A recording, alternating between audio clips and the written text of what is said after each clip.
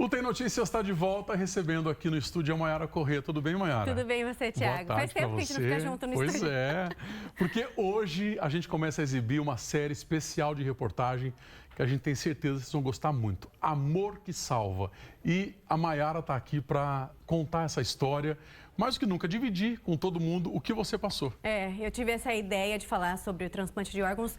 Eu não lembro se eu estava em casa, afastada aqui do trabalho, ou eu estava no hospital e falei, gente, precisamos mostrar o outro lado, todos os detalhes. A gente sempre fala da importância do sim para a doação de órgãos, mas é um processo que envolve muitas pessoas que vivem para também salvar outras vidas, assim como a minha. Então, eu tive essa ideia de contar os bastidores, né? Quem se envolve, também a história de outros pacientes que, assim como eu, estão aqui por causa da doação de órgãos. São 3 reportagens. 3, de hoje até sábado, porque sábado é o Dia Nacional da Doação de Órgãos. A gente sempre fala do Setembro Verde, que é mesmo esse mês para falar sobre esse assunto, avisar a sua família que você é, sim, um doador.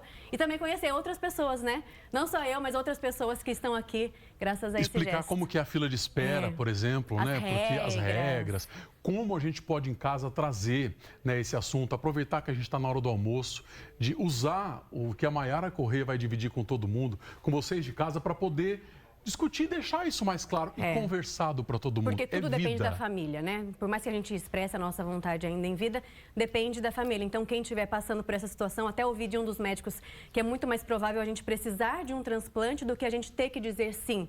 Porque a gente vai explicar toda a regra, né, por morte encefálica que acontece a doação. Então, que a gente não espere uma pessoa passar por isso como eu passei para ter essa consciência, né? Então, a Mayara Corrêa vai te convidar agora para acompanhar com a gente a primeira dessa série super especial que hoje vai mostrar como é que funciona a lista de espera. Essa é uma parceria minha com o Fábio Modesto, repórter cinematográfico, com a Mônica Silva, editora de imagens, e também com a Marielle Santos, que fez toda a arte que a gente vai ver agora na nossa série. Vamos lá? Vamos ver.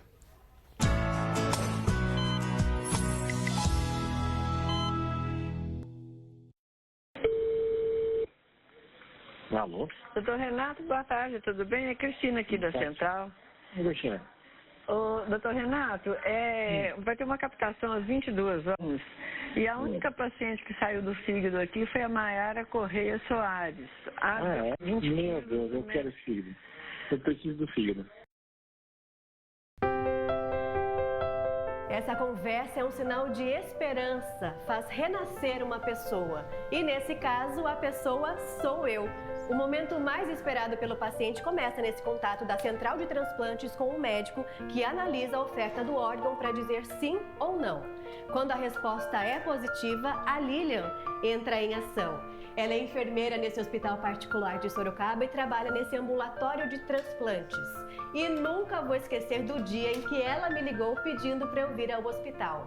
Graças ao órgão, ao gesto de uma família, eu estou aqui para contar essa história. E nessa série especial de reportagens, vou explicar como funciona o Sistema Nacional de Transplantes.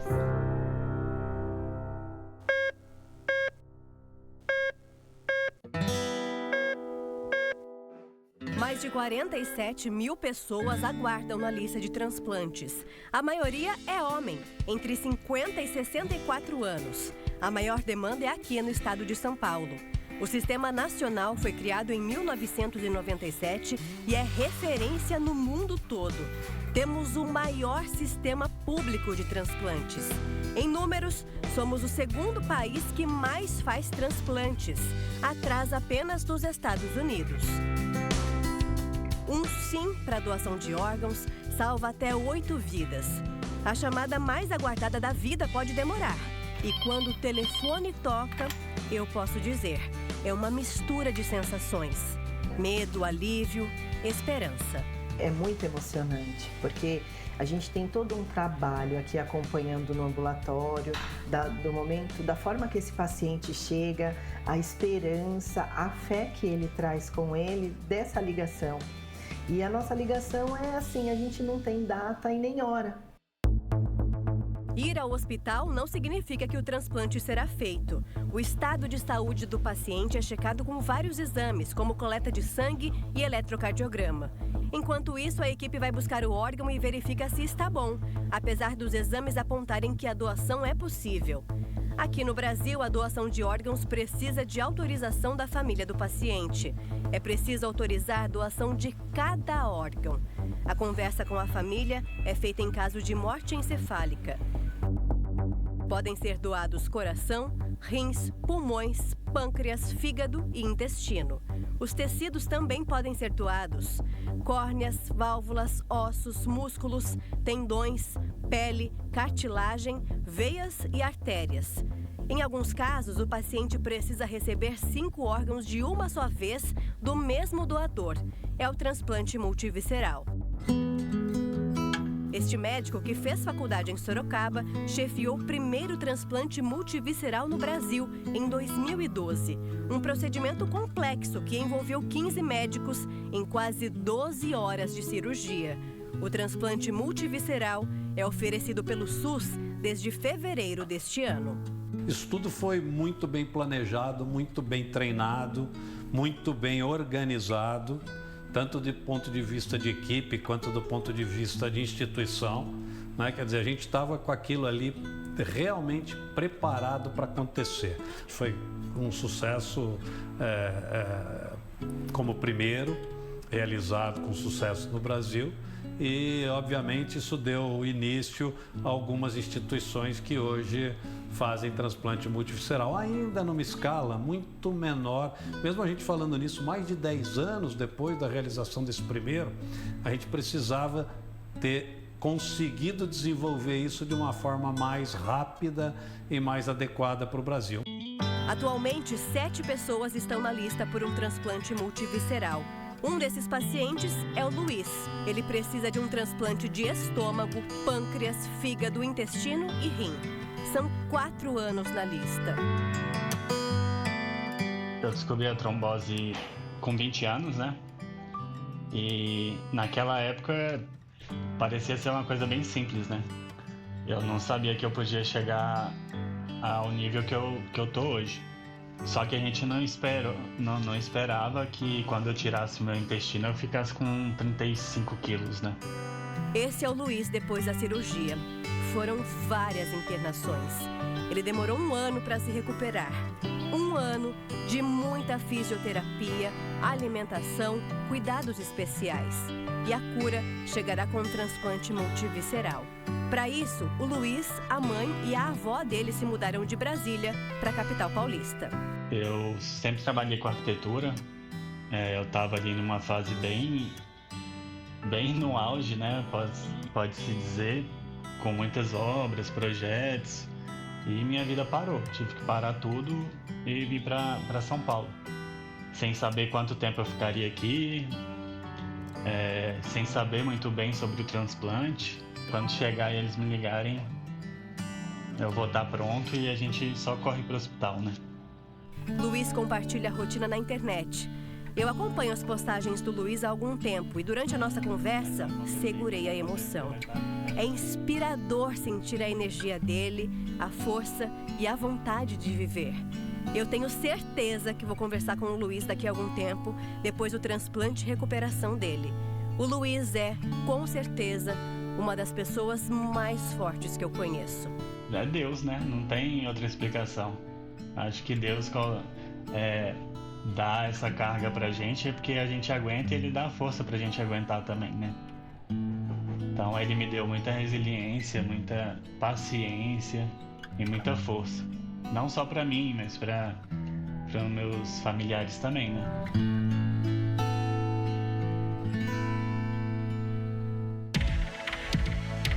Esta é a Central de Transplantes de Órgãos do Estado de São Paulo. É daqui que as equipes acompanham os dados no sistema, checam informações e, o principal, ligam as doações de órgãos aos pacientes que estão esperando nas listas. Profissionais que trabalham 24 horas para distribuir os órgãos que chegam de várias partes do Brasil. O sistema é automatizado. As equipes médicas alimentam com dados dos pacientes que estão nas listas. E quando chega uma doação, o próprio sistema cruza as informações e emite uma lista com a ordem dos pacientes que podem receber. E a seleção segue alguns parâmetros. Parâmetros como grupo sanguíneo, como dados antropométricos, como peso, como altura, a idade do paciente. Esses dados, então, são inseridos no nosso sistema informatizado de gerenciamento, que a gente chama, então, esse sistema, por ser informatizado, ele vai, então, com esses dados e baseados nesses dados, fazer, então, a seleção dos receptores para cada órgão doado, seguindo rigorosamente a legislação estabelecida para São Paulo e para o Brasil. Esse processo começa com o trabalho da OPO, Organização de Procura de Órgãos. Esse potencial doador precisa ser feito vários exames, várias etapas, então, até ele se tornar um doador. São 2 testes clínicos para comprovar morte encefálica e um exame complementar para confirmar que não há atividade cerebral. No dia em que conhecemos a central de transplantes, a equipe havia acabado de receber informações de um doador de 26 anos de Guarulhos. Trabalho que a doutora Yara já faz há 19 anos.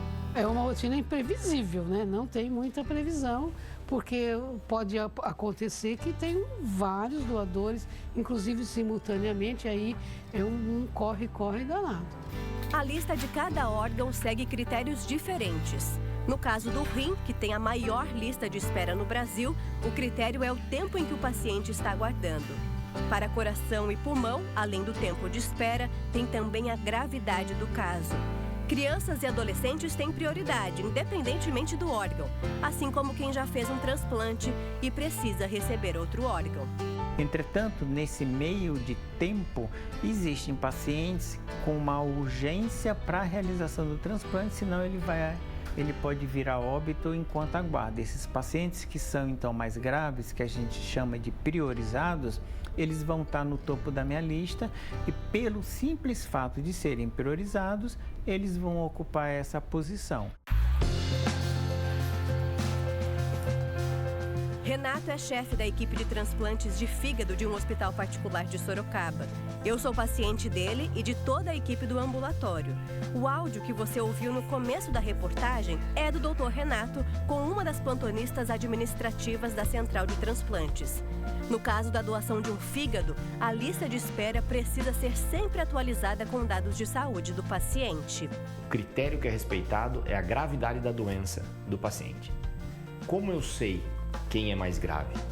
Existe uma conta matemática que nós fazemos com os exames de sangue do paciente que nos permite saber quem são os pacientes mais graves. E, por justiça, os pacientes mais graves ficam mais à frente da fila. Essa conta matemática se chama MELD. Não é um valor fixo e varia de 6 a 40. Quanto maior a pontuação, mais grave está o paciente. O transplante de fígado é considerado uma cirurgia delicada. Então, por um período de tempo, o paciente fica sem fígado nenhum.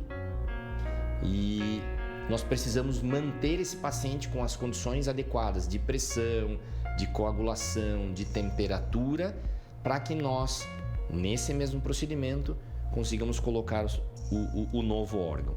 O segundo momento é justamente após termos instalado, termos implantado esse novo órgão.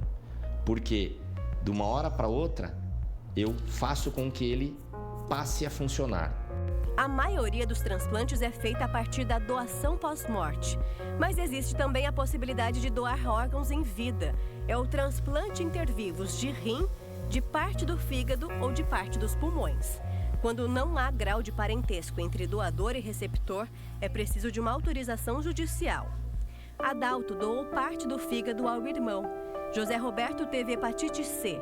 O tratamento não fez efeito. Ele poderia ficar até 2 anos na lista de espera por um transplante, mas os médicos disseram que ele tinha apenas 2 meses de vida.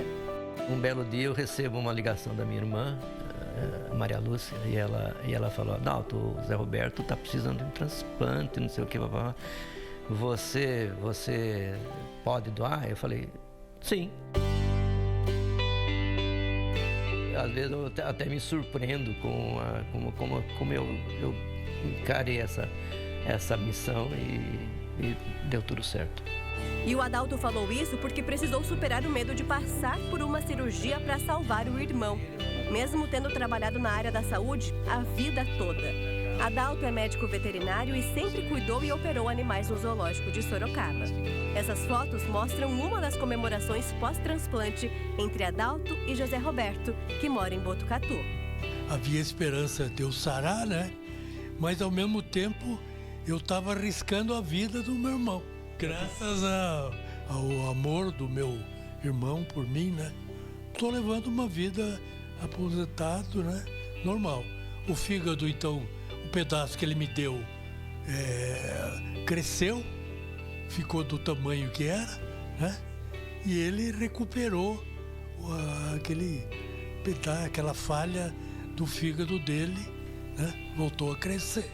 Às vezes eu fico meio pretensioso por conta de ter feito essa coisa, considerando o meu perfil de patife, de fazer coisas, né? De fazer uma coisa tão grande, né?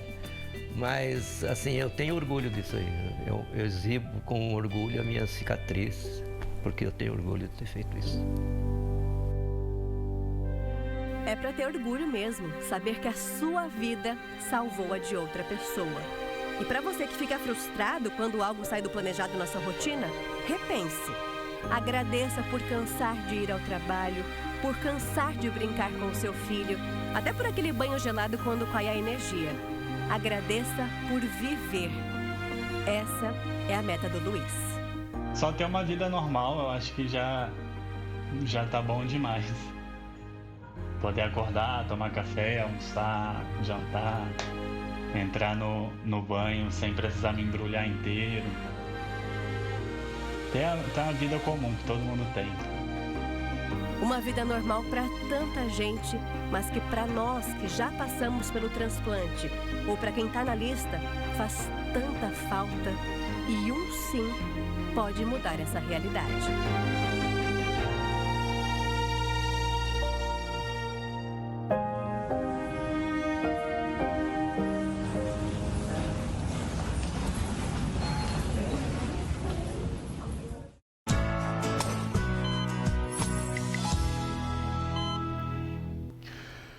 Vamos respirar. Se alguém tinha alguma dúvida sobre ser doador de órgãos, acho que nessa primeira reportagem você conseguiu mostrar e tocar o coração de todo mundo. E temos uma boa notícia. Você me ajuda se eu não conseguir. Vamos o lá. Luiz está em cirurgia neste momento, na terça-feira. O telefone da mãe dele tocou, dona Jussara. Por volta das 4 da manhã, eles receberam a ligação.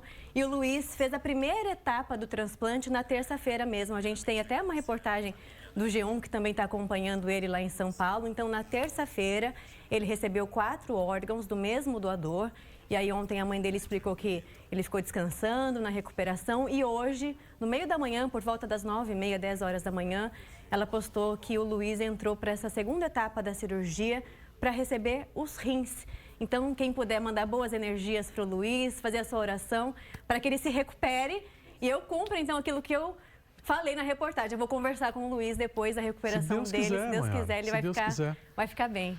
Olha, vamos lá, amanhã você está de volta para poder a gente dar continuidade nessa série. Amanhã a gente vai falar sobre o tempo, questão tempo, como é importante em todo esse processo do transplante de órgãos. Esclarecer, o milionário não passa na frente do pobre na fila do transplante. Não tem nem como. Não existe isso. Para você que ainda pensa, porque o Faustão tem dinheiro, pagou para poder...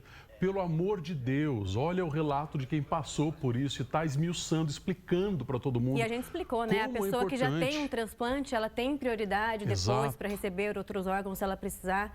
Até o Faustão, né, casou a filha dele no fim de semana, fiquei super emocionada de ver. Porque graças ao gesto das famílias, ele está vivendo, está acompanhando os filhos, né? Muitas mensagens no nosso WhatsApp. Vamos ler junto, Maiara, comigo? O Márcio está aqui. E olha lá, minha mãe faleceu no sábado, Márcio, dia 20. Parabéns pela sua atitude, muito legal você ter esse gesto. Né? Dando vida, fazendo outras pessoas viverem, enxergar. Obrigado, Márcio. Rubens Gali, maravilhosa reportagem sobre o transplante de órgãos. Parabéns para Maiara. E saúde. SUS, a esperança de continuidade da vida. Parabéns. Todo esse processo é todo feito pelo SUS mesmo, pelo Ministério da Saúde. O Marcos, a matéria que fala sobre doação de órgãos, maravilhosa reportagem, amor que salva. Obrigado, que bom que gostou, Marcos. Mais uma. a Hortência de Mairink. Que linda a reportagem Amor que Salva. Beijos, Maiara, Tiago. Um beijo para você também, Hortência. Força para o Luiz. Agora já vai chegar o seu dia. Vamos ficar aí, né? Vai dar tudo certo. Nas boas energias para o Luiz. E aí, a Hortência falando de novo da reportagem. Muito obrigado a todo mundo. Que bom que gostaram. Então, se a gente conseguir tocar o coração de uma pessoa, né, uma família, para que fale o sim, exato, já está valendo todo esse trabalho. Muito obrigado por você ter compartilhado com a gente. Obrigada. Aliás, aquele áudio que abre demais, a reportagem, né? Quero aproveitar, então, agradecer o pessoal da Central de Transplantes de São Paulo, da Secretaria de Estado da Saúde, que nos recebeu. Eu e o Fábio fomos lá. Fomos muito bem recebidos, é muito legal, porque eu tinha curiosidade em conhecer as pessoas que trabalham do outro lado, né? E eles também, quando o Dr. Francisco contou que eu sou transplantada, paciente do Dr. Renato, então eles ficaram também curiosos. Fomos entrevistados lá na hora e eles cederam esse áudio. É o áudio mesmo do dia que ligaram para o Dr. Renato, contando que meu nome estava lá na lista. É um áudio maior, né? Eles preservaram os dados, mas aí o Dr. Renato pede a ficha daquela doação e aí eles combinam o horário que a equipe vai fazer a captação. Muita e muita saúde para você e para todo mundo que está esperando para poder passar por um transplante também. Olha, você vai gostar muito ainda, entender a importância de tudo isso que a gente está mostrando aqui hoje. Doutor Renato Hidalgo, todo o pessoal mandar um beijo para eles. Um abraço, doutor Renato. Doutor Renato, doutor Glauco, doutora Sara, doutora Natasha, doutor Chang, todo mundo lá do ambulatório. Eu falei já para o doutor Renato, eu ensaiei para falar, para não chorar, que eu penso neles todos os dias. Graças a Deus. Emocionado de novo, com toda a razão do mundo, em dividir com vocês aqui a história da Maiara, que possa te inspirar e principalmente a gente entender a importância que é o gesto de doar órgãos, né? Isso. Amanhã você volta. Tem mais. Combinado. Vamos respirar, tomar uma aguinha. Intervalo. Daqui a pouco estamos de volta com o TN1 com a nossa agenda para essa quinta-feira. É rapidinho, até já.